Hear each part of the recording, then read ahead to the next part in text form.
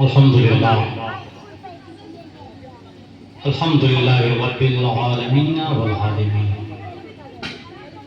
والصلاة والسلام على سید الانبیاء والمرسلین وعلى آلہ واصحابہ اجمعین اما بعد اعوذ باللہ من الشیطان الرجیم بسم اللہ الرحمن الرحیم واما بنعمت ربک فحدث صدق اللہ تبارک و تعالی و صدق رسولہ علیہ الصلاۃ والتسلیم۔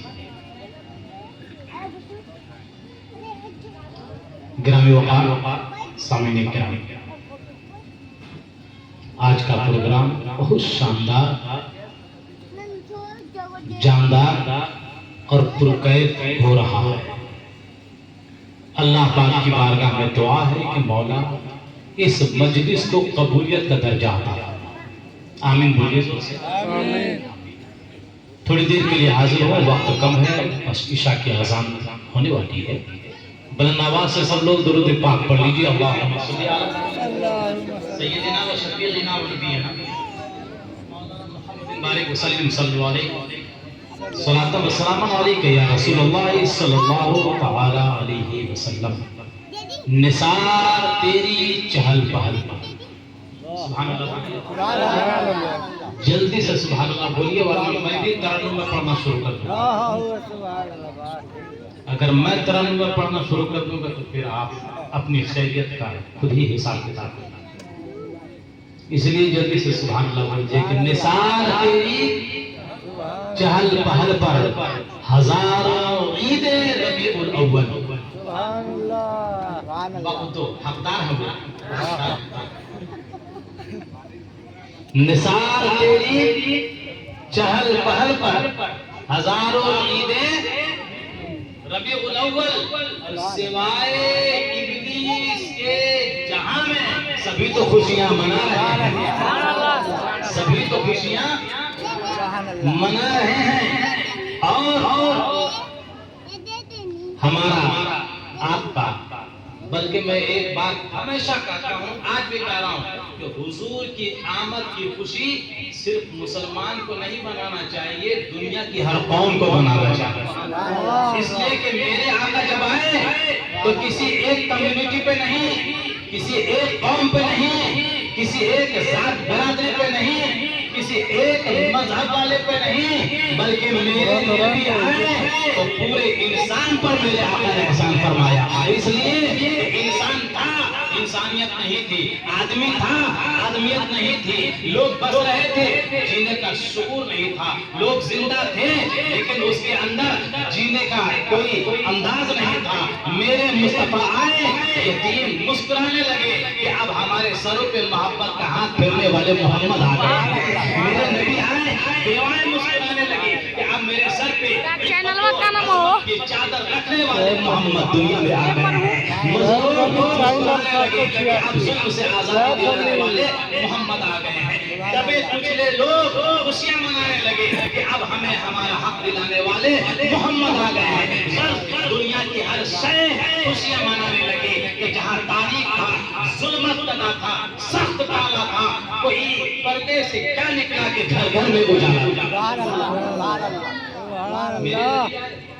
اللہ اللہ، بہت زیادہ وقت نہیں ہے کہ میں آپ کو بتا سکوں، ایک بات بتاؤں، عرب کے لوگ بڑے کمزور عقیدے کے تھے، بڑے کمزور ایمان کے، عمل تو چوپٹ تھا ہی ان کا، ایمان اور عقیدہ کا بڑا کمزور تھا۔ جتنے لوگ اتنے خدا، سمجھ رہے ہیں؟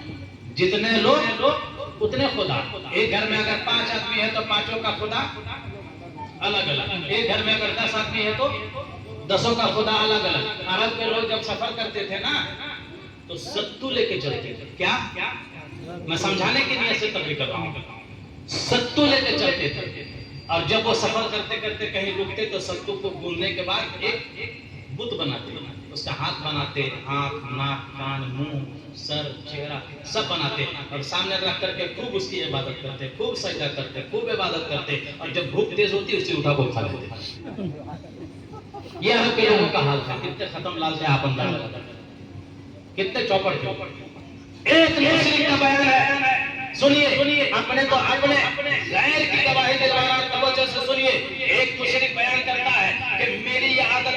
میرا یہ معمول تھا کہ میں صبح سویرے اٹھتا تھا اور میرے گھر میں ایک بت خانہ بنا ہوا تھا جہاں میرا خدا رکھا رہتا تھا، میرا معبود رکھا رہتا تھا. میں صبح سویرے اٹھ کر کے سب سے پہلے اپنے ہاتھ منہ دھو کر کے اپنے خدا کے پاس جاتا، اس کے آگے جھکتا تھا، اس کے آگے سجدے کرتا تھا، اس کے آگے ماتھا ٹیکتا تھا، اس کے آگے میں سر جھکاتا تھا. تب میں دنیا کا کوئی کام کرتا تھا. وہ مسلم بتاتا ہے ایک صبح کا واقعہ ہے، میں اٹھا، ہاتھ منہ دھویا، چلا گیا اپنے بت خانے کا دروازہ کھولا، سوچا کہ اپنے خدا کے آگے جا کے جھکوں. لیکن جیسے میں نے دروازہ کھولا میں نے کیا دیکھا کہ آج میرا خدا کھڑا نہیں ہے بلکہ گرا ہوا ہے. زور سے بولیے، زور سے بولیے. آج میرا خدا سیدھا نہیں ہے، گرا ہوا ہے. وہ کہنے لگا کہ میں نے سوچا ارے رات میں تو ٹھیک ٹھاک رکھ کے گئے تھے، پتہ نہیں کیسے گر گیا، لگتا چوہا آیا ہے دھکیل کے گرا دیا. کتنا کمزور خدا تھا، اس کا چوہا بھی دھکا دے کے گرے. بیٹا بیٹھو شانتی سے. چوہا بھی دھکا دے کے گرا دیتا تھا. اس نے کہا کہ میں نے اپنے خدا کو کھڑا کیا، رکھا اور سوچا کہ اب سجدہ کرو، اس سے پہلے کہ میں جھکتا پھر گر گیا. دوسری بار میں نے اٹھایا، اسے کھڑا کیا، چاہا کہ اب اس کے آگے عبادت شروع کرو، اس سے پہلے کہ میں کچھ کرتا پھر گر گیا. میں بار بار اٹھا رہا ہوں، بار بار گر رہا ہے، بار بار کھڑا کر رہا ہوں، بار بار گر رہا ہے. اس نے کہا کہ بات سمجھ میں نہیں آئی، میں تھک گیا. اس نے اپنے خدا کو لیا، معبود کو لیا، بغل میں دبایا، چلا گیا بازو والے کے یہاں، بغل والے کے یہاں چلا گیا، جا کے دروازہ کھٹکھٹایا. اس نے دروازہ کھولا، کہا کیا بات ہے صبح صبح میرے دروازے پہ؟ کہا کہ اچھا میں کیا کروں؟ ارے کیا بات ہے صبح صبح میرے دروازے پہ کیوں آئے ہو؟ کہا دیکھو میرے گھر میں ایک حادثہ ہو رہا ہے، میرا خدا آج اپنے پاؤں پہ کھڑا ہی نہیں ہو رہا ہے، جب جب اٹھاتا ہوں گر جاتا ہے، کھڑا کرتا ہوں گر جاتا ہے. کہا چپ رہو، میرے گھر میں بھی نہیں ہو رہا، میرا والا بھی بار بار گر رہا ہے.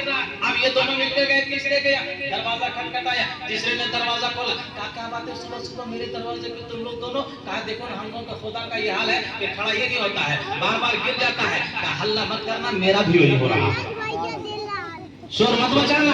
یہ تینوں گئے چوکے گیا، پوچھا کیا بات ہے تم لوگ تینوں آئے ہو؟ کہا ایسا ایسا حادثہ ہمارے یہاں ہو رہا ہے. کہا عزت کی بات ہے کسی کو مت بولنا، میرا والا بھی وہی کر رہا ہے. اب یہ تینوں گئے چوتھے، چاروں گئے پانچویں کے یہاں، پانچوں گئے چھٹے کے یہاں، چھو گئے ساتویں کے یہاں. گویا کہ پورے مکے میں شور ہو گیا. آج کسی کا بت اپنے پاؤں پہ کھڑا نہیں ہو رہا، کسی کا معبود اپنے پاؤں پہ استادہ نہیں ہے، کسی کا معبود نہیں رک رہا ہے، کسی کا خدا نہیں ٹک رہا ہے. چوک چوراہے پہ چرچا ہونے لگا، دکانوں میں باتیں ہونے لگی. عرب کا ایک کتابی عالم جو یہودی تھا، وہ توریت کو بھی پڑھا تھا، زبور کو بھی پڑھا تھا، انجیل کا بھی جانکار تھا. اس نے لوگوں کو جب جمع دیکھا، چرچا ہو رہا، باتیں ہو رہی، پوچھا کیا بات ہے؟ کہا دیکھو ایسا ایسا ہو رہا ہے. آج مکے میں کسی کا معبود اپنے پاؤں پہ کھڑا نہیں ہو رہا ہے، سب کا دھڑ دھڑا کے گر رہا ہے. اس یہودی نے کہا اے مکے والوں کان کھول کے سن لو، اب ان جھوٹے خداؤں کی حکومت نہیں چلے گی. آمنہ کے لال آ گئے ہیں، عبداللہ کے لال آ گئے ہیں، دنیا میں حکومت چلیں گے تو محمد مصطفیٰ کی حکومت چلے گی. محمد آ گئے. اب کوئی بت اپنے پاؤں پہ عرب میں کھڑا نہیں ہو سکتا ہے، اس لیے کہ ان سارے بتوں کی ناجائز حکومت کو ختم کرنے کے لیے مصطفیٰ دنیا میں آئے. یہ میرے آقا کی شان ہے الحمدللہ کہ جیسے مصطفیٰ آئے سارا بت دھڑدھڑا کے گرتا چلا جا رہا تھا. سب گر رہا تھا، سب گر کے بتا رہا تھا کہ محمد آ گئے. اوندھے منہ سب گرتا چلا گیا. اور دیکھیں میرے نبی کی شان، وقت کم ہے بس یہ بتا کہ اپنی گفتگو کو میں ختم کروں.